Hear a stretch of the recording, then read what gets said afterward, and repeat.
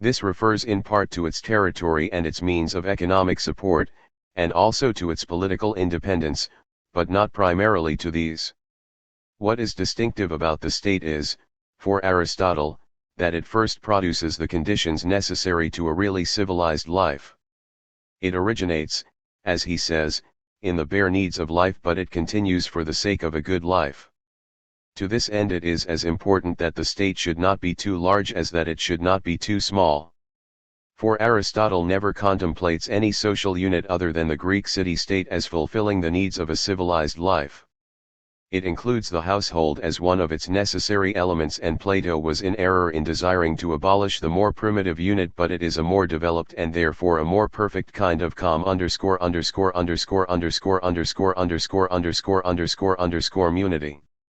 This is shown by the fact that the needs which the state satisfies are the more typically human needs.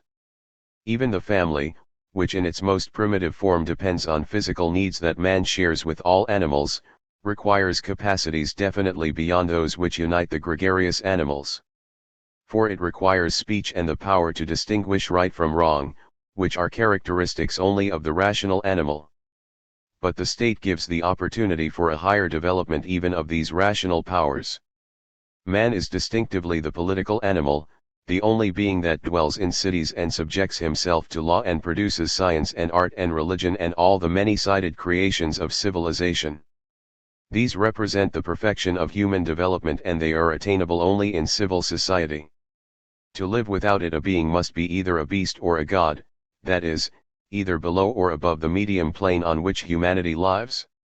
In their highest form, as Aristotle believes, dominated as he is by a belief in the unique human capacity of the Greeks, the arts of civilization are attainable only in the city-state. Nature as development. The meaning and value of the state arise from the fact that, as Edmund Burke said, it is a partnership in all the sciences and all the arts, and this is Aristotle's final argument against those who assert that law and morals are matters of convention. The argument as Aristotle uses it represents a careful redefinition of the term nature, such that it can be adapted to every branch of science and made the general principle of a philosophy. It is a practical rule for the guidance of investigation that the simplest and most primitive comes first in time, while the more complete and perfect comes only later after growth has taken place. The later stage, however, shows more adequately than the earlier what the true nature of a thing is. This rule Aristotle had found useful on a large scale in his biological studies. A seed, for example, discloses its nature only as it germinates and as the plant grows. The physical conditions, such as soil and heat and moisture, are necessary, but even though they are identical for two different seeds like an acorn or a mustard seed, the resulting plants are quite different. Aristotle infers that the effective cause of the difference lies in the seeds. Each plant contains its own. 119. Nature, which displays itself as it gradually unfolds and becomes explicitly what the seeds are implicitly. The same kind of explanation applies also to the growth of the community. In its primitive form, as the family, it shows its intrinsic nature as a division of labor, but in its higher forms, without failing to satisfy the primitive needs, it shows itself able to give scope for the development of higher capacities which would be dormant if the family only existed. The family, Aristotle says, is prior in time, but the state is prior by nature, that is, it is the more completely developed and therefore the more indicative of what the community has implicit in it. For the same reason, life in the state shows what human nature intrinsically is. No one could even have guessed that the arts of civilization were possible if life had not progressed beyond the kinds of exchange needed to satisfy the primitive needs. Aristotle's use of the word nature with reference to society has, therefore, a double significance. It is true that men are instinctively sociable because they need each other. The primitive community depends upon impulses embedded in all life, such as sex and the appetite for food. They are indispensable, but they are not distinctive of human life, because they are not very different in man and in the lower animals. Human nature is more characteristically displayed in the development of those powers that belong to men alone. And since the state is the only medium in which these can develop, it is natural in a sense that is in some respects the opposite of instinctive. Just as it is natural for an acorn to grow into an oak, so it is natural for human nature to expand its highest powers in the state. This does not mean that the development must inevitably take place, for the absence of the needed physical conditions will prevent the growth in both cases. Aristotle in fact believes that it is only in the very limited case of the city-state that the higher development takes place, and he attributes this to the fact that only Greeks of all men possess the faculty for such a growth. Where it does take place, it shows what human nature is capable of, just as a well-watered and well-nourished oak shows what a good acorn really has in it. The state is natural because it contains the possibility of a fully civilized life, but since it requires physical and other conditions for its growth, it presents an arena for the statesman's art. The applica. 120. Tion of understanding and will does not create it but may very well turn it toward a more perfect unfolding of its innate possibilities. A theory of nature such as this, derived from biological as well as social studies, appears to Aristotle to provide a logical foundation for his more broadly conceived science and art of politics. Nature is at bottom a system of capacities or forces of growth directed by their inherent nature toward characteristic ends. They require for their unfolding what may be called broadly material conditions, which do not produce the ends at which growth is directed but may aid or hinder growth according as they are favorable or the reverse. The events and changes that go on continually are the processes of appropriation by which the powers of growth take possession of such material conditions as are available. These three factors, called by Aristotle form, matter, and movement, are the fundamental constituents of nature. They offer scope to the arts because within some limits not easy to discover, the plans of the artist can serve as forms toward which the available material can be made to converge. Thus in politics the statesman cannot do anything he chooses, but he can wisely choose those courses which tend at least to a better and more desirable development of social institutions and of human life. In order to do this he needs to understand both what is possible and what is actual. He must know what potentialities of growth are present in the situation before him and what material conditions will give these ideal forces the means of working themselves out in the best way. His investigations always combine two purposes. They must be empirical and descriptive, because without the knowledge of the actual he cannot tell what means are at his disposal or how the means will turn out if used. But they must consider also the ideal dimension of the facts, for otherwise the statesman will not know how his means should be used to bring out the best that his material affords. Aristotle's conception of the science and art of politics represents the type of investigation which offered the greatest scope to his own mature intellectual genius. In originality and boldness of speculative construction he was by no means the equal of Plato, and the underlying principles of his philosophy were all derived from his master. In the power of intellectual organize. 121. Tion, especially in the ability to grasp a pattern or a tendency in a vast and complicated mass of details, he was not only superior to Plato but the equal of any thinker in the later history of science. The use of this capacity, in social studies and in biology, shows Aristotle at the top of his bent, after he had freed himself in some measure from Plato and had struck out for himself a line of thought in accordance with his own originality. It was his growth in this direction that caused him to turn aside from the borrowed purpose of sketching an ideal state and to carry his investigation first toward constitutional history and second toward general conclusions about the structure and functioning of states based upon observation and history. Aristotle was the founder of this method, which has been on the whole the soundest and most fruitful that the study of politics has evolved. Chapter 7.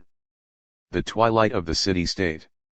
The political philosophy of Plato and Aristotle was singularly devoid of immediate influence both of a practical and a theoretical kind. In fact, if it were judged by the part that it played in the 2 centuries following Aristotle's death, it could only be described as a magnificent failure. The reason for this is that the 2 philosophers between them had stated more completely and perfectly than any successor could hope to do the ideals and the principles of the type of political institution with which they dealt, the city-state. There was in truth no further progress to be made upon that line. This is not to say that what Plato and Aristotle had written had value only as applying to the city-state. The presumption upon which Plato worked that human relations may be made the object of rational study and may be subjected to intelligent direction is a sine qua non of any social science whatever. And the more general ethical principles of Aristotle's political theory, the conviction that a state ought to be a relation between free citizens morally equal, conducting itself according to law and resting upon discussion and consent rather than force, have never vanished from European political philosophy. These great qualities explain why later thinkers, even down to the present, have repeatedly gone back to Plato and Aristotle. But though much that they wrote thus had permanent significance, it is a fact that Plato and Aristotle believed it to apply to the city-state and to that alone. They never conceived of these or of any political ideals as capable of being realized in any other form of civil society. Their assumption was justified by the facts as they then were, for it is hard to imagine political philosophy taking its rise in any society that then existed except the Greek cities. Plato and Aristotle were quite aware, of course, that no city in Greece had realized the ideals which they believed to be implicit in the city-state. Had the need for criticism and correction not 123 been clearly present to their minds, they would never have tried to analyze the society in which they lived or to distinguish its perversions from its successes. But while they criticized, and often sharply, they still believed that the conditions of a good life did measurably exist in the city-state. And while they would gladly have changed many of its practices, they never doubted that the city-state was fundamentally sound and the only ethically sound foundation for the higher forms of civilization. Their criticism was, therefore, basically friendly. They spoke for the class of Greeks that found life in the city-state substantially satisfying, though by no means perfect. But it is an ominous symptom that both men, certainly without intending to be spokesmen for a class, were driven to make citizenship more and more explicitly a privilege and therefore the prerogative of those who had the property and the leisure to enjoy the luxury of political position. The deeper Plato and Aristotle penetrate into the underlying ethical meaning of the city-state, the more they are forced to the conclusion that this meaning exists only for a few and not for the whole mass of artisans and farmers and wage earners, as the democracy of the Periclean age had imagined. This in itself suggests what was the fact that others less vocal or less favorably situated might see in the city-state a form of society that needed not to be improved but to be superseded, at least they might regard it as a thing to be neglected by men in search of a good life. Such a criticism, of protest, or at least of indifference, did exist, somewhat obscurely, in the age of Plato and Aristotle. But the historical circumstances were such that the immediate future lay with it rather than with the more imposing theories of the greater men, and this explains the temporary eclipse of their political philosophy after Aristotle's death. When the city-state had been relegated to history and it was no longer possible to picture political values as realizable only in it, men could return to exploit the infinite fertility of the republic, the laws, and the politics. The common form taken by these diverse philosophies of protest or indifference and their startling significance in the 4th and 3rd centuries can be grasped only by keeping clearly in mind the ethical presumption which lay behind all that Plato and Aristotle wrote about the state. This is the presumption that a 124 good life implies participation in the life of the state. It was this which enabled Plato to start with the proposition that the state is at bottom a division of labor in which men of differing capacity satisfy their needs by mutual exchange. Plato's conception was made merely more complete in Aristotle's analysis of the community. This presumption caused both men to regard participation as a conception ethically more important than either duties or rights, and to see in citizenship a sharing of the common life. From this point of view, citizenship stands at the summit of human goods, or at least this would be so if both the city and human nature were developed to the top of their bent. This presumption represents the very genius of the ethics and politics of the city-state. And for this reason the essence of protest is the denial of it. Assert that a man, in order to live a good life, must live outside the city-state, or being in it should at any rate not be of it, and you have set up a scale of values not only foreign to but essentially opposed to that assumed by Plato and Aristotle. Say that the wise man will have as little to do with politics as he can, that he will never willingly take the responsibilities or the honors of public office, but will shun both as a useless cause of anxiety, and you have said that Plato and Aristotle have set up a wholly erroneous notion of wisdom and goodness. For such a good is private, something which a man gains or loses in himself and by himself, and not something that requires a common life. Self-sufficiency, which Plato and Aristotle regarded as an attribute of the state, becomes an attribute of the individual human being. The good becomes something not strictly conceivable within the confines of the city-state, a good of privacy and withdrawal. It is the growth of this kind of ethical theory that marks the twilight of the city-state. The attitude of Plato and Aristotle toward this ethics of withdrawal is significant. They know its existence, but they cannot quite take it seriously. Thus there is perhaps a jibe at the cynic scheme of life in the pig state of the Republic, one where living is reduced to the barest and rudest necessaries. There is almost certainly a sneer behind Aristotle's remark that the man who can live without the state is either a beast or a god. The moralist who sets up the ideal of individual self-sufficiency claims the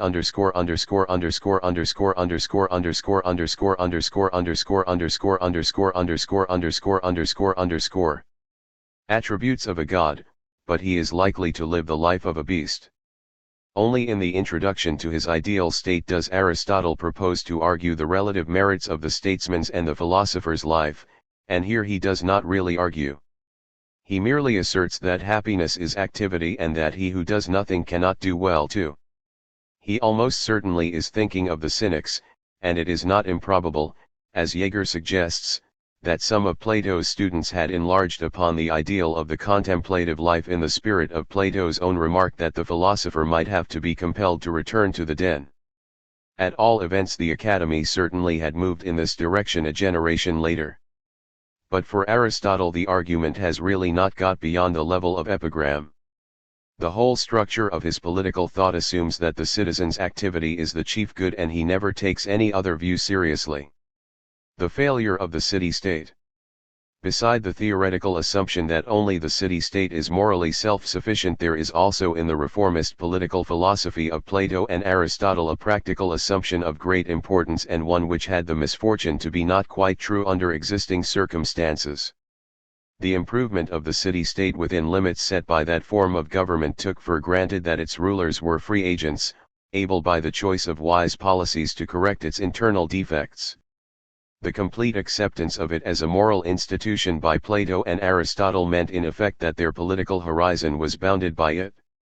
In consequence, neither of them was as keenly aware as he should have been of the part which foreign affairs played even in the internal economy of the city-state. It is true that Aristotle criticized Plato for this omission 3, but it cannot be said that he did better himself. If Plato had been as closely associated with Macedonia as Aristotle, he would hardly have failed to perceive the epoch-making importance of the career of Alexander. It is interesting to conjecture what might have happened if it had occurred to Aristotle to consider the hypothesis that the city-state needed to be absorbed into some still more self-sufficing political unit, as it had itself absorbed the family and the village. But this was beyond his power of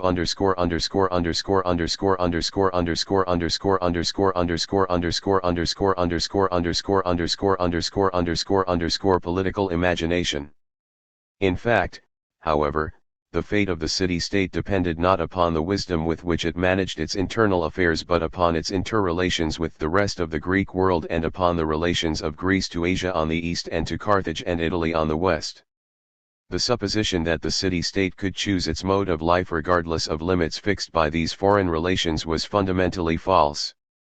Plato and Aristotle might deplore, like many other intelligent Greeks, the contentiousness and belligerency of the relations between the Greek cities, but as the event proved, these vices were ineradicable so long as the cities remained independent.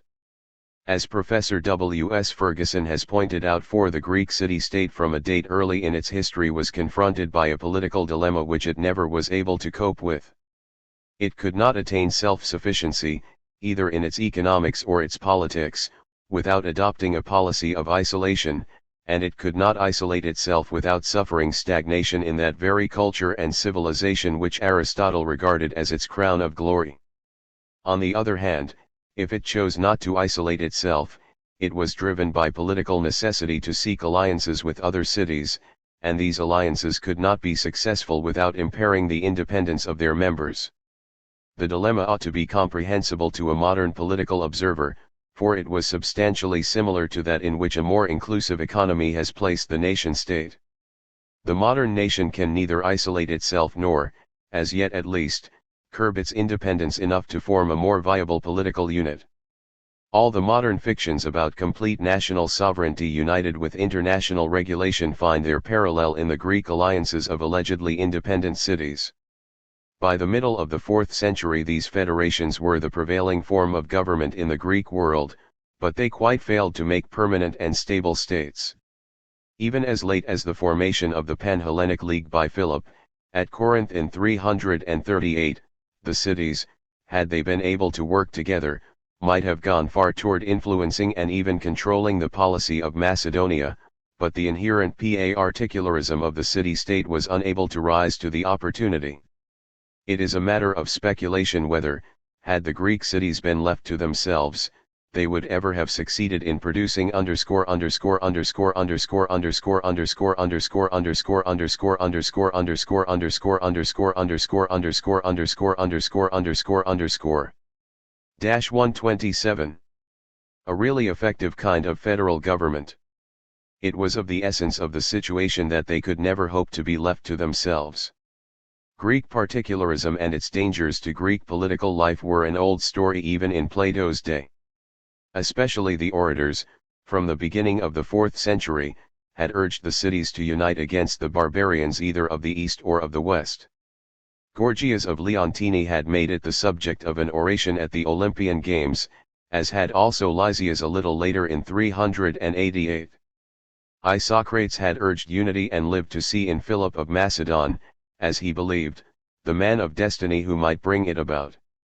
Yet the Treaty of Antalcidas, 387-6, had established the suzerainty of Persia over the Greek world in matters of war and peace, and the Persian power persisted until it passed into the hands of Philip by the formation of the League at Corinth.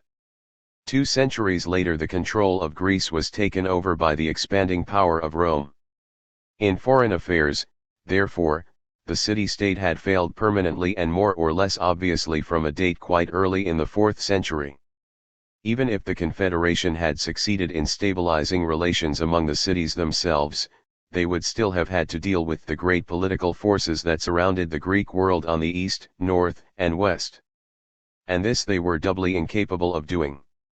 The failure of the cities to stabilize their relations with one another was not, however, a failure only in a special branch of administration. Foreign and domestic affairs were never really separable in the city-states, for the class interests which were oligarchic or democratic in internal politics were similar from city to city and continually made common cause. No important aspect of local government could avoid making its peace in some fashion or other with the political and economic ties which ran between cities. And this is as true of the Macedonian intervention as of the relations between cities. The interests of property were in general on the side of Macedonia, and this is one important reason why the more prosperous classes tended to look with complaisance upon the rise of Philip's power. For obvious reasons democratic interests had more local patriotism. The inextricable intertwining of foreign and domestic policy is admirably illustrated by the treaties between Alexander and the cities. 128. Of the League of Corinth. In addition to the control of foreign affairs, Macedonia and the League were given the responsibility of repressing, in the cities of the League, any movement for the abolition of debt, the redivision of land, the confiscation of property, or the liberation of slaves. Later leagues included similar provisions. 5 The old issue between wealth and poverty, which Plato and Aristotle regarded as the essential difference between oligarchy and democracy, was in no way diminished as time went on. If anything it grew sharper. Foreign intervention might draw the lines anew, but the lines were still there. The truth is that the social and political problems of the Greek world were not soluble by the city-states. It would be false to imply that they were really solved by the confederations and the monarchies that followed the conquests of Alexander. What became ever clearer was that the politics of the city-state did not even state the problems. The rise of Macedonia forced home the recognition of two facts that had existed but that Plato and Aristotle had for the most part overlooked. The one fact was that the city-state was too small and too contentious to govern even the Greek world, and that no perfecting of it would make it commensurable with the economy of the world in which it lived. The other fact was that the assumed political superiority of Greeks over barbarians was not viable in the Eastern Mediterranean, in view of the economic and cultural relations which had long existed between the Greek cities and the Asiatic hinterland. When Alexander deliberately adopted the policy of merging his Greek and his Oriental subjects, a policy which must have been flatly contradictory of all that Aristotle had taught him about politics, he was at once accepting a fact whose importance his master had missed, and also taking a step which made his master's political presumptions definitely obsolete. Withdrawal or protest. It is clear, then, that there was nothing accidental about the existence and the spread of a political philosophy much more negative in its attitude toward the values native to the city-state than that of Plato and Aristotle. The city-state of course continued to exist, and most of them continued for a long time to underscore